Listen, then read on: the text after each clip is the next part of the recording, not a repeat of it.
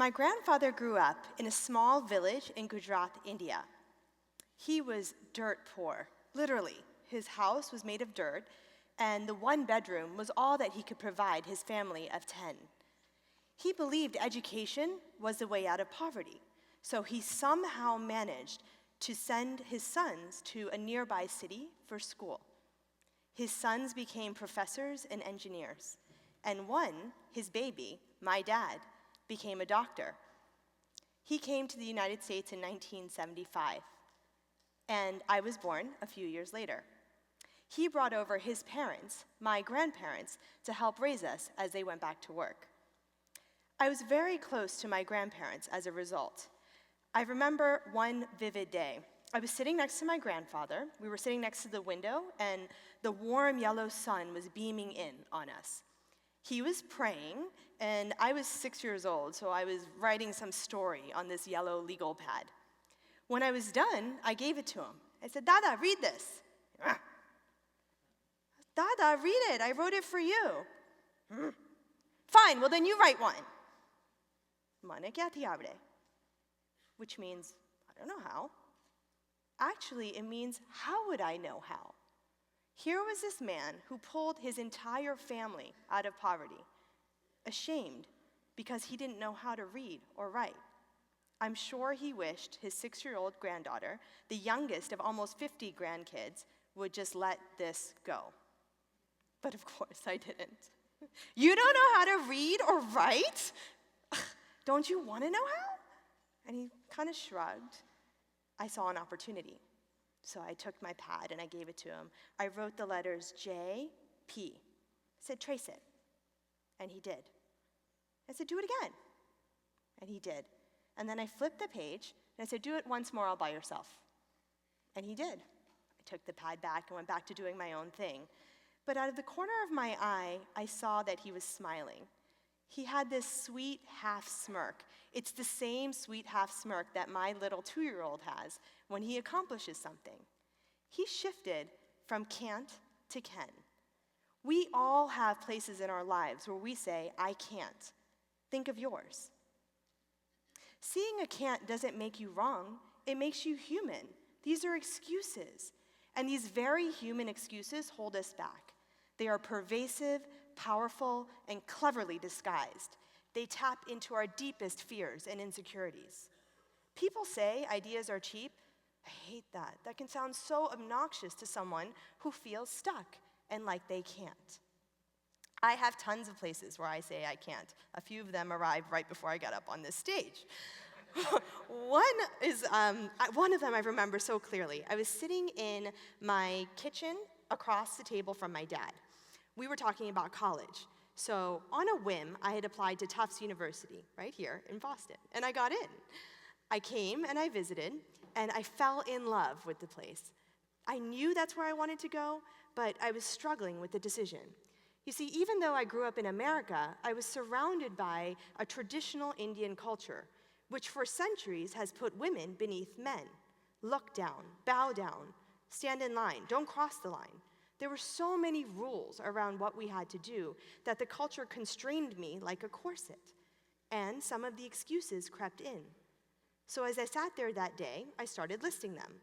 I think they let me in by accident. I'm not smart enough to go there. It would be so much cheaper to just stay here in Maryland. And my dad cut me off. He said, "What do you want to do?" I said, "I want to go to school in Boston." He said, "Do what you want to do. Education got me this far. It can take you anywhere." And so I did. Now, as an Indian kid, I got the memo that I was supposed to be a doctor. So, I got it. So I took a bio class, and I was totally grossed out by everything that had to do with the inside of a human body, except for the mind. I had always been fascinated with psychology, but too chicken to tell my parents that I wanted to be a psychologist. So as I'm sitting there in my freshman year dorm, thumbing through the course catalog, I come upon something called engineering psychology. Engineering? That's great. My parents are going to totally be fine with that. Signed up for the major, didn't even know what it was. I did learn something, though. What I learned is that the psychology taught me how to understand people, both the capabilities and the limitations. The engineering taught me how to build products, and how hard it is to build products. During my college education, I had 2 opportunities that were amazing. One was redesigning a camera. Do you remember when you had a camera and it had film in it? You had to decide how many pictures you were going to take the pictures, take the film, take it to a drugstore, drop it off, wait a couple days, and then get the pictures back. I got to work on the first consumer-facing digital camera, and now we can capture all the smiles and half smirks that we want. I remember going on a field trip in school, and we were in a hospital. We observed that when nurses went into the room, they would turn on the light, make all this noise going to the vitals monitor. They would take their clipboard, write down the stats, and then leave the room, really disturbing the patient. So we recommended they redesign the vitals monitor. A big, bold, new font allowed nurses to see the numbers from outside of the room and not disturb the patients. What I learned in college is the same thing that I learned with my grandfather, that everybody has a can't, companies and people, and our job as user experience people is to design around that. Can't is a mindset that can be designed around. How? Well, you have to shift the way you think. First, see problems as opportunities. When you see a problem as a problem, it's a can't. No innovation can happen, no ideation can happen. When you see a problem as an opportunity, it's this amazing, juicy space where anything can happen. Second, simplify. With my grandfather, I wasn't talking about literacy or reading. It was about 2 letters. Use a technique. Watch me, trace it, do it yourself. And filter out the unnecessary. No excuses, no can'ts. Focus on what you need to do. 1 idea, 1 word, and 1 letter at a time in my grandfather's case. This is what I've been doing for the past 17 years. It inspired me to start a company that I didn't even want to start 6 years ago. Because the trick is to bridge what clients see, which is a can't, a problem, to what designers see, which is an opportunity or a can. You just need an idea. That's the bridge. People think of ideas as these grandiose things, but a lot of times, ideas can be in the ordinary moments of everyday life that help people live that life. For example, letting a patient sleep just a little bit longer, or giving you access to every picture you've ever taken, like that. Some of you may remember VCRs. For those of you who don't, ask your parents. These things were awful. People didn't know how to schedule to change a time, let alone actually record a show.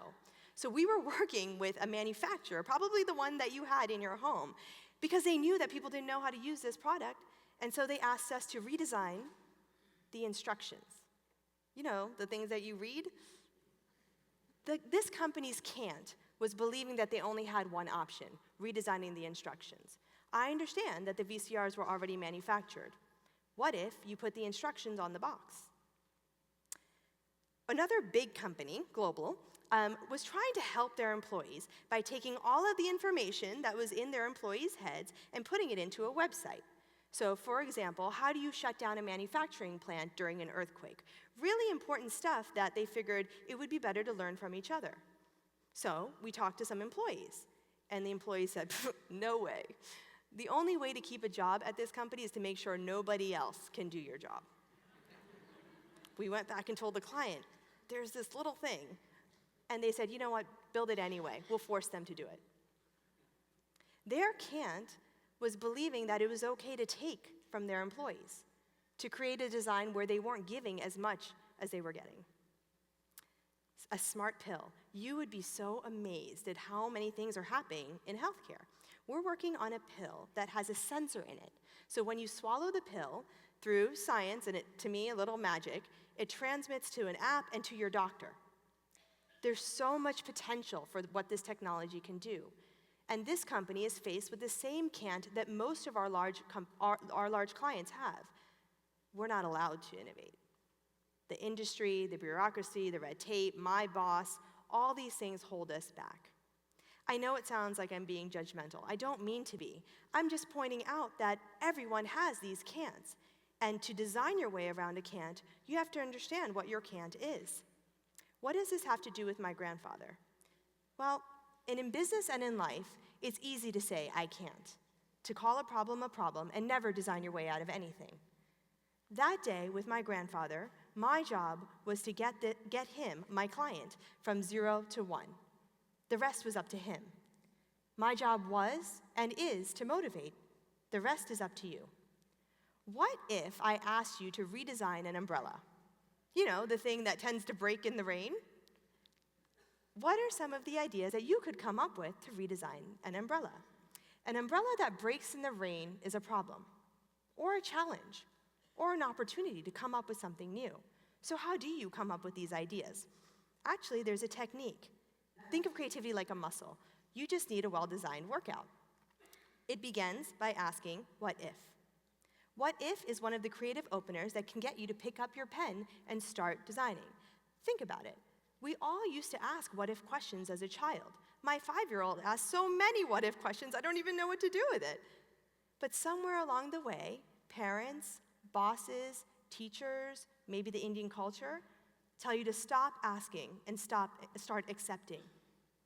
Don't ask questions that can't and shouldn't be answered. But acceptance breeds stagnation, and when people are stuck, ideas get stuck. What if is a way out? What if the top of the umbrella was invisible? It was made of air and it protected your head.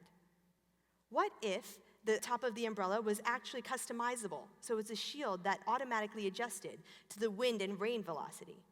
What if the stem of the umbrella captured the water and filtered it, so you always had clean drinking water? What if the umbrella wasn't even an umbrella, but a drone that floated over your head? These don't come that easy. There actually is a workout. You have to do some push-ups, so I'll walk you through what that is. The first is to sit down and ask as many what-if questions as you can. 3 minutes, 3 rounds, sharing with a team in between. That's it. You'll end up with a ton of ideas. You'll also end up with a collaborative energy and a collective shift from can't to can. But what are you going to do with all these ideas? Sometimes having too many ideas is as binding as having none. So you'll ask more questions. Do you love the idea? Because if you don't love it, you're probably not going to do anything with it. Will you pay for it? Will people use it? Is it easy? These 3 are ones that we often use in product design to decide whether a solution is a go or no-go. And the last is, does it have a wow factor? Will it improve the world? Will it change the way people interact? That's it. You'll go from a lot of ideas to a few ideas. We call this funnel vision, and it gets you to that set that you can start working from. Now, I understand that execution is a whole other conversation and equally important. A lot of great ideas don't make it anywhere, many of mine, because of poor execution. But that's why I'm not standing here talking about execution. I'm talking about getting from can't to can, to come up with the ideas in the first place so you don't feel stuck. Some of you get it. Some of you understand the technique, I can ask what if, and you'll do it. You'll do it on something that, in an area in your life where you want something more. Maybe getting a higher SAT score. Maybe launching that umbrella company that you always wanted. But some of you are hesitant. You don't believe me. You heard the umbrella ideas and said, what is she talking about? People would never use that. That would cost too much money. How would you even build that? Let me give you a piece of advice. You are full of shift. Those are excuses. Move past them. From can't to can. From a disabling culture to an enabling one. A lot of times we look outward to see problems. I want you to turn your lens inward to see solutions. See problems as opportunities. Find opportunities that are meaningful for you to solve in your world. I challenge you to do my job in your world. What if we could help kids feel less isolated so they didn't turn to gun violence? What if we could find a solution between funding and defunding an organization that helps women's health? What if we could bring education to every child, especially those on farms? Because that could have been me. Tick on something that makes a difference. And making a difference is subjective. For my grandfather, he never wanted to know how to read or write, but being able to sign his very long Indian name made all the difference. Pick your problem, ask what if, come up with ideas, bring them down, then execute on them. Maybe you're thinking, what if we can't? I say to you, what if we don't? Thank you.